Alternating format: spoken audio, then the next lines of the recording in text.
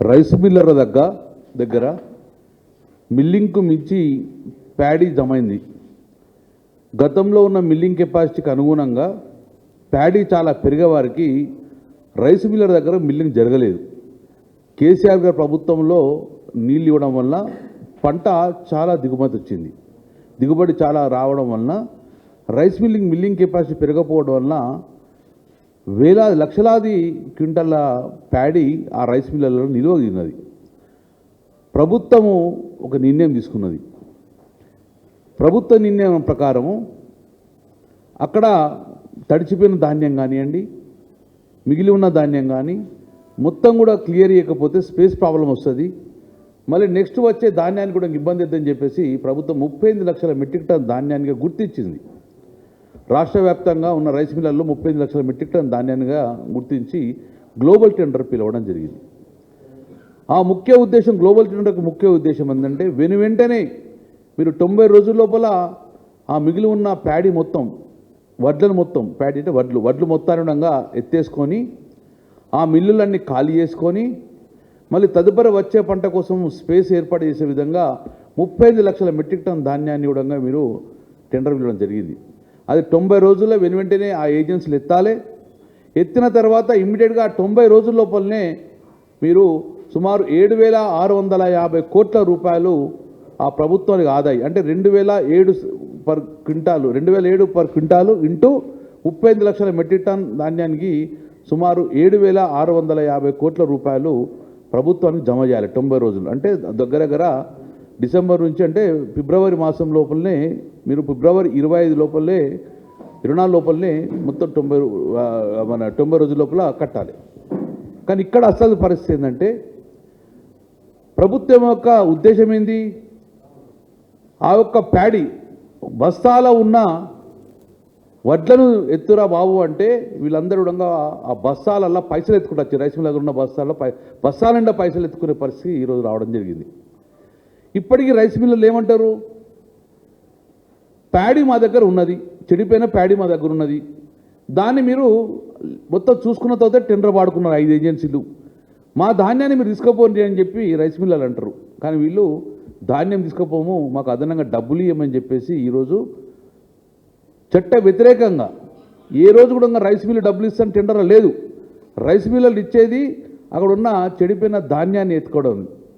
ఈరోజు అఫీషియల్గా మీరు మనీ డబ్బులు ఇవ్వాలని చెప్పేసి అది 2007 కాదు 2235 అఫీషియల్గా కూడా ఈరోజు ట్రాన్స్ఫర్ చేసుకున్నారు. అఫీషియల్గా ట్రాన్స్ఫర్ చేసుకున్నారు. అన్ని అకౌంట్లు కూడా మేము దొరకబట్టినాం. దీంట్లో ప్రత్యక్షంగా పరోక్షంగా ప్రభుత్వ పెద్దలందరూ పాల్గొన్నారు. సో మరి 90 రోజుల లోపల మీరు కట్టవలసిన 7,600 రూపాయలు కట్టలేదు. 7,600 ప్రభుత్వ ఖజానా కట్టకపోవడం వల్ల ఇప్పుడు ఇంట్రెస్ట్ దగ్గర అదొక 500-600 కోట్ల రూపాయలు అదనంగా ప్రభుత్వం మీద భారం పడ్డది. దీనికి ఎవరు బాధ్యులు? నిజంగానే 90 రోజుల లోపల 7,600 కోట్లు పడితే ప్రభుత్వం యొక్క భారం తగ్గుతుండే కదా. మరి ఇప్పటి వరకు ఎంత ధాన్యాన్ని మీరు ఎత్తిండ్రు అంటే లెక్కలేదు. మొన్ననే ప్రభుత్వం వల్ల ఒక డిసిషన్ తీసుకుంది. Actual what is the procedure ఏంటి? ఏ కాంట్రాక్టర్ అయినా, నేను మళ్ళీ చెప్తున్నాను, ఆ రోజు టెండర్లో పాల్గొంటప్పుడు ఈ ఏజెన్సీలు అన్నీ కూడా అన్ని రైస్ మిల్లర్లో చూశారు ప్యాడీ ఉన్నది అని టెండర్ పాల్గొంటారు. ఎవరైనా కానీ ప్యాడీ లేదని ఇప్పుడు టెండర్ పాల్గొన్నారు. అన్ని రైస్ మిల్లర్లు చూసుకొని ప్యాడీ ఉన్నదని చెప్పేసి ఈఎండి కట్టి టెండర్ పాల్గొన్నారు 5 ఏజెన్సీలు. ఈరోజు మళ్ళీ మా ఈఎండి మాకు రిటర్న్ ఇవ్వాలంటున్నారు. ప్రభుత్వం రూల్స్ ఏంది? ఏదైనా సరైన టైంలో మీరు ఆ టెండర్ను ఫుల్ఫిల్ చేయకపోతే మీ ఈఎండి రద్దుపరిచి కేసు బుక్ చేస్తాం. కానీ ప్రభుత్వం ఏంటంటే ఆ ఈఎండి రిటర్న్ ఇచ్చేది అందుగుణంగా సిద్ధమైందంటే ఎంత పెద్ద అవినీతి జరుగుతుందో ఒక్కసారి ఆలోచించుకోరు. ఎంతమంది పెద్దలు బతుకున్నా కూడా ఇక్కడ అవకాశం లేదు. ఇప్పుడు ఏసీబీకి ఇస్తున్నాం, మేము సిబిఐకి ఇస్తున్నాం, డిఆర్ఐకి ఇస్తున్నాం, ఎఫ్సిఐకి ఇస్తాం, విజిలెన్స్కి ఇస్తాం. ఇప్పుడు ఏసీబీ నేను క్వశ్చన్ చేస్తా, అంటే వస్తారుగా మా మీదకి, మరి దీని మీద రావాలి. ఇప్పుడు మీరు ఇమ్మీడియట్గా విజిలెన్స్ అవన్నీ కూడా రావాలి. ప్రభుత్వానికి పేరు తెచ్చే విధంగా మా కేసీఆర్ ప్రభుత్వం కూడా ప్రభుత్వం పేరు తేవాలని చెప్పి పథకాలు చేస్తే దాని మీద ఏసీబీ ఉరుకొస్తుంది. కానీ ప్రభుత్వ ఖజానాను ఖాళీ చేసి యథేచ్ఛగా డబ్బులు వసూలు చేస్తే కూడా ఇప్పుడు ఏసీబీ రావాలని చెప్పి మేము డిమాండ్ ఇస్తున్నాం. ఏసీబీ బిజినెస్ అన్నీ రావాలి, దర్యాప్తు జరపాలి. నిజంగా రేవంత్ రెడ్డి గారు, నీ ప్రభుత్వం నిజంగా చిత్తశుద్ధి ఉంటే, అవినీతికి వ్యతిరేకంగా మీరు అంటారు కదా, దీన్ని మీరు ఇమీడియట్ దర్యాప్తు చేయాలి. 17 నెలలే మేము చెప్తున్నాం. ఎందుకు దర్యాప్తు సంస్థలు ముందుకొత్తలేవు? ఎందుకు దీని ఎంక్వైరీ జరుగుతలేదు? ఏంటి లాలూచి? ఎక్కడ లాలూచి జరుగుతుంది మాకు తెలియదా? ఎవరు దీన్ని ఇన్వాల్వ్మెంట్ తెలియరా? మేము ఒకటే డిమాండ్ చేస్తున్నాం, ప్రభుత్వ ఖజానాకు రావాల్సిన డబ్బులు ప్రైవేటు ఖాతాలకు వెళ్ళింది. దీన్ని ఇమ్మీడియట్గా ప్రభుత్వం యొక్క డబ్బును రికవర్ చేయాలి, యాక్షన్ తీసుకోవాలి. మేము పోరాడుతూనే ఉంటాం. ప్రభుత్వ ఖజానాకు డబ్బులు జమ అయ్యే వరకు, న్యాయంగా వచ్చే డబ్బులు వచ్చే వరకు బీఆర్ఎస్ పార్టీ పోరాడుతూనే ఉంటుంది. ఎన్ని దర్యాప్తు సంస్థన అడుగు పెడతాం, ఎన్ని దర్యాప్తు కడుపు దొక్కుతాం, ప్రతి ఒక్కరు తలుపు తడతాం. ఎట్టి పరిస్థితుల్లో ఈ యొక్క ప్రభుత్వ ఖజానా గండిపడ్డ అంటే ఎవరైనా దోషులుగా ఉంటే డెఫినెట్గా వాళ్ళను శిక్షించే విధంగా మేము వెంబడబడతాం. ఇది క్లియర్గా ఇప్పటి వరకు ఇప్పుడు సిబిఐ ఈడీ కూడా పంపిస్తున్నాం, డిఆర్ఐకి ఇస్తాం, హైకోర్టుకు పోయినాం.